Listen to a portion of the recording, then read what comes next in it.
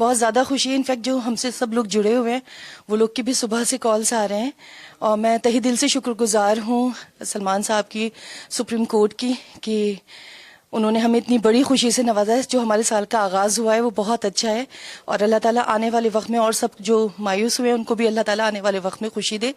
आप सब लोगों का बहुत बहुत बहुत शुक्रिया और स्पेशली मैं शुक्रगुजार हूँ सुप्रीम कोर्ट की। और हमें यकीन था कि हमें इंशाल्लाह सुप्रीम कोर्ट से ज़रूर इंसाफ मिलेगा।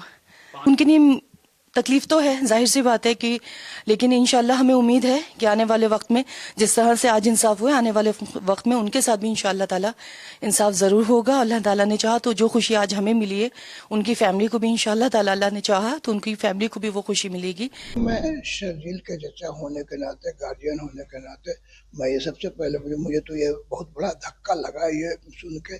लेकिन मैं ये ज़रूर कहूँगा कि चूँकि मुझे बहुत उम्मीद थी न्यायालय पर कि मतलब इस बार उसको बेल मिलना ही मिलना है इंशाल्लाह, क्योंकि हर पॉइंट पर बहस के दरमियान में ये सब चीज़ साबित हो चुका था कि बेकसूर है। लेकिन फिर भी भारतवासी होने के नाते भारत के न्याय का मैं सम्मान करता हूँ और मैं आगे अभी जजमेंट तो पढ़ा नहीं हूँ, जजमेंट पढ़ के देखूंगा आगे जजमेंट में क्या है, फिर मैं अपने अधिवक्ता से मैंने डिस्कस करूंगा और आगे भविष्य में मुझे उम्मीद है फिर प्रक्रिया मैं शुरू करूंगा।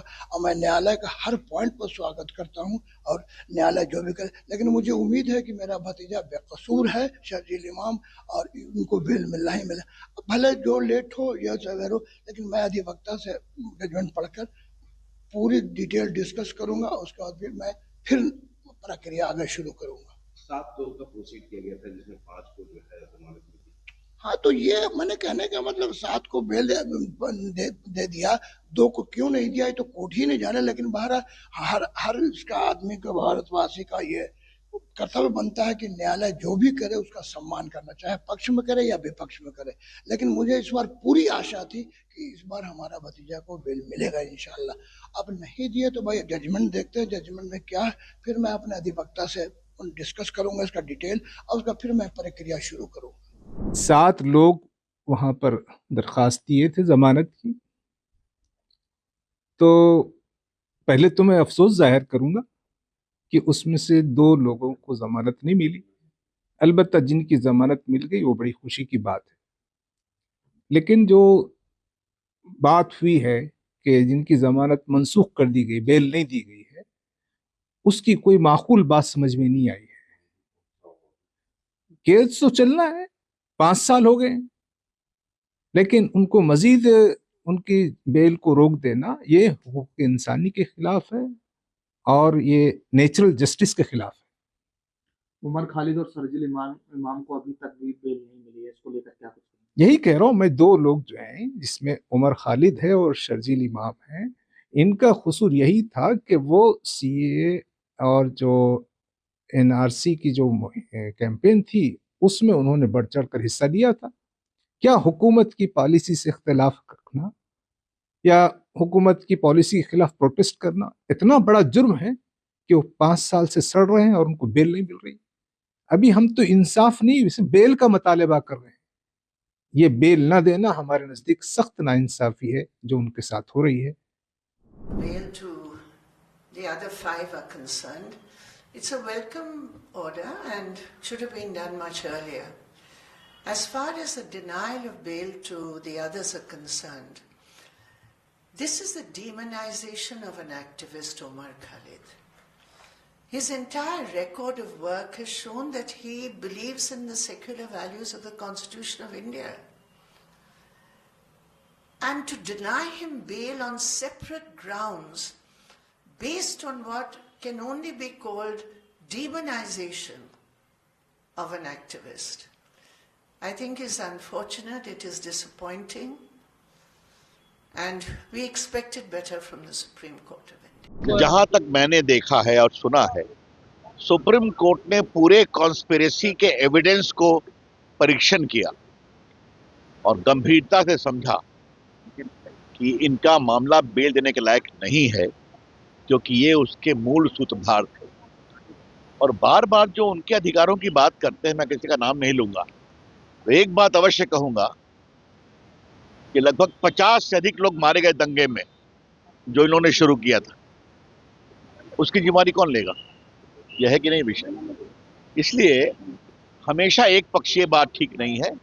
मैं माननीय सुप्रीम कोर्ट के फैसले का स्वागत करता हूं। कि उमर खालिद और शर्जील इमाम ने जिस प्रकार का देश विरोधी साजिश रचा था, जिस प्रकार से चिकन नेक को डैमेज करके और एक तरह से उत्तर पूर्व को काटने की साजिश रची गई थी, उसकी पुष्टि सुप्रीम कोर्ट ने कर दिया है और बिल्कुल 1 वर्ष तक वो लोग कोई जमानत के लिए अप्लाई नहीं कर सकते। यह निर्णय बताता है कि भारत सरकार ने जो फैसला लिया था वह बिल्कुल सही था। जो हमारी सेंट्रल की एजेंसियां थी वह सब अच्छे से इस बात को जानती थी और इसी कारण से यह निर्णय हुआ है। मुझे पूरा विश्वास है कि इनको सजा अवश्य मिलेगी और इनको ऐसी सजा मिलनी चाहिए जिससे कोई भी व्यक्ति भारत विरोधी हरकतें नहीं कर सके।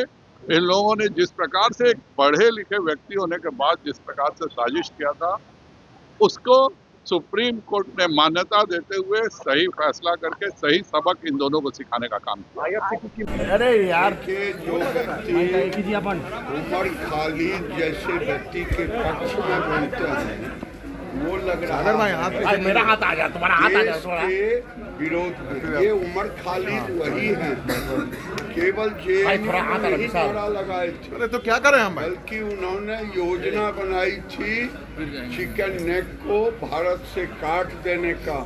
यानी जो बात पाकिस्तान कर रहा है वही काम उमर खालिद कर रहे हैं। इनको तो कसाब से बड़ा जुर्म इन्होंने किया। ठीक। तो 5 लोगों को 7 में से बेल दी है सुप्रीम कोर्ट ने। तो हमारी क्लाइंट गुलफिशा फातिमा जो हैं, एंड मैं कहना चाहूँगा, शुक्रिया अदा करना चाहूँगा डॉक्टर अभिषेक मनु सिंघवी का जिन्होंने इनको केस किया। इनको बेल दी है 5.5 साल के बाद। अब हमें उम्मीद है कि ट्रायल कोर्ट इनको जल्दी से जल्दी रिलीज ऑर्डर कर देगा जेल से और गुलफिशा अपनी ज़िंदगी आगे जी पाएंगी। सुप्रीम कोर्ट ने यह भी कहा है 2 लोगों का उमर खालिद और शर्जील इमाम की बेल खारिज करते हुए कि केस जल्दी से जल्दी चलना चाहिए और अगर 1 साल में सारे प्रोटेक्टेड विटनेस जो होते हैं अगर वो उनका एग्जामिनेशन ख़त्म नहीं हुआ तो 1 साल बाद उमर खालिद और शर्जील इमाम बेल के लिए फिर अप्लाई कर सकते हैं। Well, I can only say this, that the libertarians in this country would be very unhappy because of the denial of bail to the 2 principal accused. The conscience of the Constitution is libertarian. The people of this country treat the individual liberties of the people as sacrosanct. However, having said that, the Honorable Supreme Court has made a distinction between the cases of 2 sets of the accused. It has granted bail to some and refused bail to the others. So I assume that there must be strong reasons for that, but the entire comment on this judgment can be made only after studying the judgment. देश के सर्वोच्च न्यायालय का फैसला स्वागत योग्य है।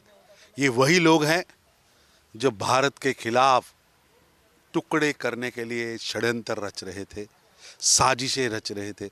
भारत तेरे टुकड़े होंगे उसकी प्लानिंग कर रहे थे। कभी चिकन नेक से भारत को तोड़ेंगे, कहीं से तोड़ेंगे। ये देशद्रोही सोच के लोग, इनकी जगह जेल में है और कठोर कार्रवाई होनी चाहिए। देश के न्यायालय का फैसला स्वागत योग्य है। दिल्ली में जो दंगे हुए थे वो किस प्रकार से एक कॉन्स्पिरेसी थे, सोची समझी साजिश दिल्ली के लोगों के खिलाफ की गई थी और आज का जो उच्चतम न्यायालय का निर्णय है वो इस बात को पुनः साबित करता है। लेकिन सबसे बड़ी जो हैरानी की बात है कि ऐसे कौन से वकील हैं, ऐसे कौन से लोग हैं जो बार बार इसी प्रकार के आतंकवादियों का, देश विरोधी लोगों का इनका केस लड़ते हैं, बार बार इनकी जमानत याचिका लगाते हैं। आज उच्चतम न्यायालय ने 1 साल तक अपील करने पर भी रोक लगाई है। ये एक दिल्ली के लिए एक अच्छा निर्णय है और इस प्रकार की साजिश कोई दिल्ली के खिलाफ कभी ना करे, उसका एक संदेश इस निर्णय से जरूर जाएगा। आपने एक पहलू देखा, दूसरा पहलू नहीं देखा। कई लोगों को जमानत मिली और उमर और शर्जील के केस में भी माननीय सर्वोच्च न्यायालय ने ट्रायल कोर्ट को कहा एक्सपेडाइट करने, क्योंकि ट्रायल का आलम यह है कि 0 सन्नाटा अभी तक 5 साल जेल में बीत गया। मुझे उम्मीद है कि जो डायरेक्शन माननीय सर्वोच्च न्यायालय दिया है, जैसे बाकियों को आज बेल मिली है, उसी अंदाज में, उसी दृष्टिकोण से उमर खालिद को और शर्जील को भी मिलेगी। जो टुकड़े टुकड़े गैंग है हमारे देश में, उनको बड़ा दुख भी हो रहा है और दर्द भी महसूस हो रहा है। आज जिस प्रकार से उमर खालिद और शर्जील इमाम, जिसके लिए केवल कांग्रेस पार्टी और उसके इकोसिस्टम से नहीं बल्कि विदेश से भी बहुत सारे पत्र और संवेदनाएं प्रकट हो रही थी, आज उन दोनों व्यक्तियों को सुप्रीम कोर्ट ने किसी भी प्रकार की राहत डिनाई कर दी है, उनके बेल को रिजेक्ट कर दिया है।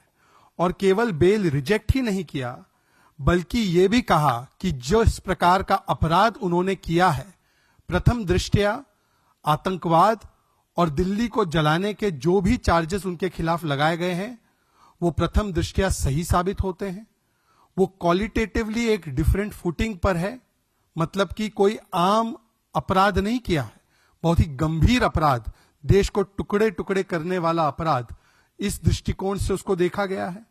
और यह भी कहा गया है कि जिस प्रकार से उन्होंने ये कृत्य किए, ये दिखाता है कि जो दिल्ली में दंगे किए गए वो दरअसल संयोग नहीं, सोचा समझा प्रयोग भी नहीं, मैं तो कहूंगा हिंदू विरोध का और यही M factor, vote bank factor का सबसे बड़ा उद्योग था।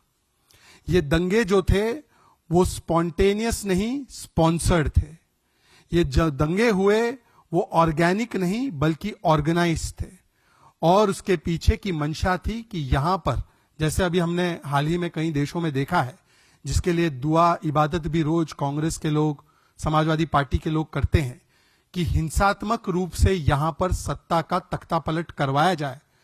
इस दृष्टिकोण से यहां पर हिंदू विरोधी नरसंहार जिस प्रकार से 1000 वर्ष पहले भी हमने देखा था, उसी प्रकार से करवाया गया। मतलब उस समय पर जो खलनायकों का महिमा मंडन करने का काम आज भी कांग्रेस का इकोसिस्टम करता है, गजनी और गौरी का, आज भी वो इकोसिस्टम दिल्ली को दहलाने वाले खलनायकों का महिमा मंडन आज भी करता है।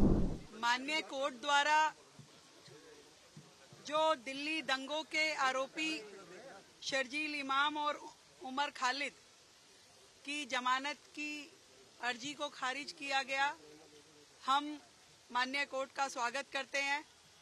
और ऐसे लोग जिन्होंने दिल्ली को दंगों की आग में धकेला, उन्हें कड़ी से कड़ी सजा मिलनी चाहिए।